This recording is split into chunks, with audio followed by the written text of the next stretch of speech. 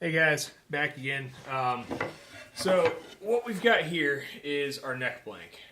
We've been working on this guy for a little bit now. You've seen it go from a block of wood into what we have here. So the last step, we actually added this taper here. And this next step is all about this guy here. Now what we've got here is a Porter Cable Speedmatic 3 horsepower router. I've got it suspended so that I can float a bit down here. Now over here there's a piece of all thread with a locking nut here and a locking nut on the bottom, so I can set my depth and have it really be precision. Now this is mounted in a cradle with some drawer glides that will allow this whole unit to move up and down, so I can infinitely adjust this. Now it's unlike a pin router in the sense that I can't hit a button and drop it in, but it is kind of a suspended router in a sense. So this neck, we're going to rough in our carve. Now this is not going to get this thing exactly, but it's going to remove the majority of the meat in a consistent manner so that it keeps my necks consistent when I come back in to finalize it with files and rasps. So what we've got here is a sled or a cradle jig for that sit-in. Now if you notice, I've got a gap here and it goes to nothing. Well, that's actually like the taper of your neck from the side view. On the face here, we've got a lip to roll the router away, and back here, and our heel will drop into this pocket. Again, the 1/4 inch by 1/4 inch sections interlocking with our truss rod channel.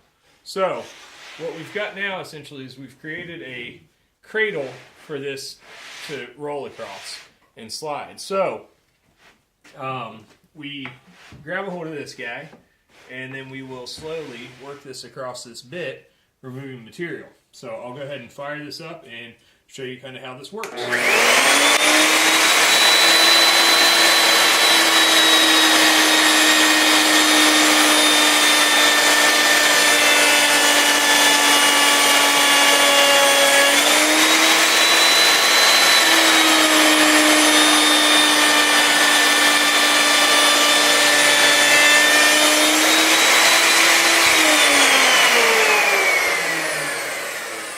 Alright, so in the past I've done multiple passes and adjusted the bit every time, but I'm going to kind of show you sort of how I've got it started here. It's starting to kind of roll this over.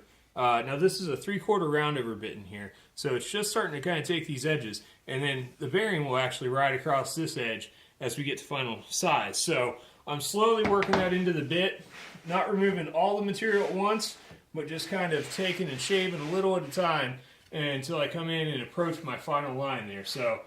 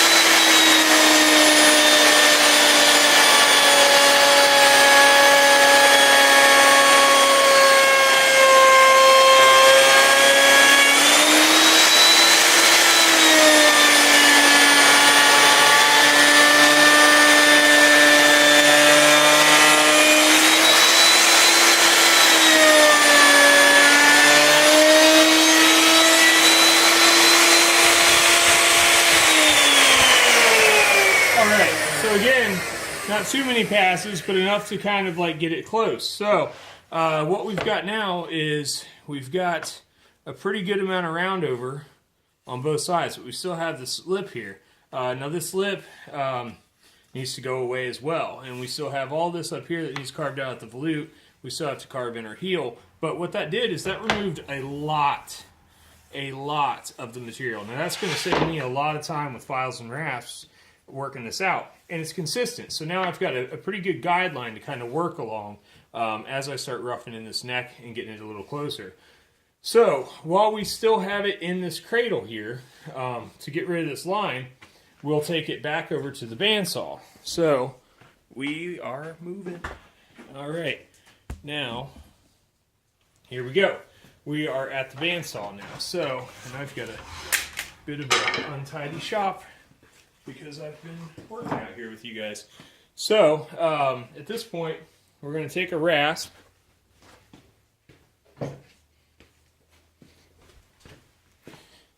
This guy right here, and we're going to work out this lip along here.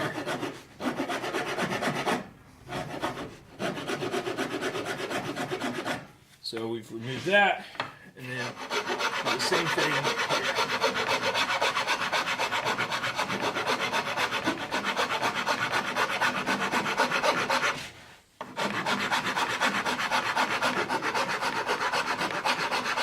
Okay, so now we've got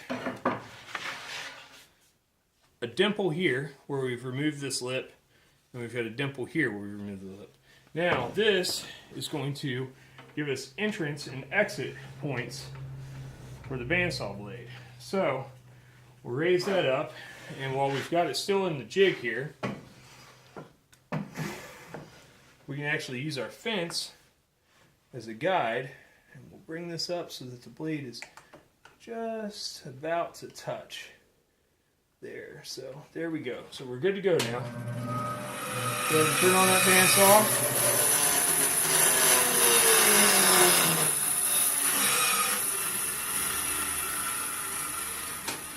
And kick the breaker in the shop. Let's try that one more time. There we go.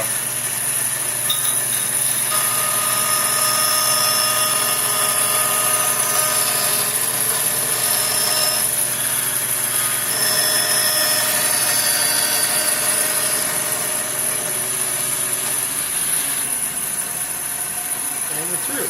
So, there we go. And there you have it. Now you've got a roughed-in neck plank that is going to be ready for me to start doing the final carve on. So again, this just gets me in the ballpark.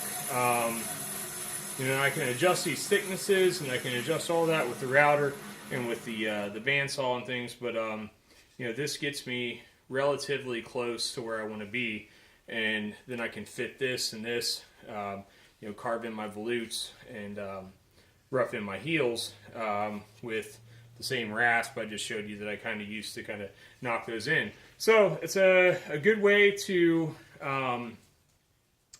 sort of make a semi-production line, assembly line kind of setup. So hopefully this was helpful to you guys, and you know, if you want more information, or you know, I've thought about doing some drawings of some of these jigs. If that's something you're interested in, shoot me an email. And you know, thanks for watching, guys. I'll see you next time.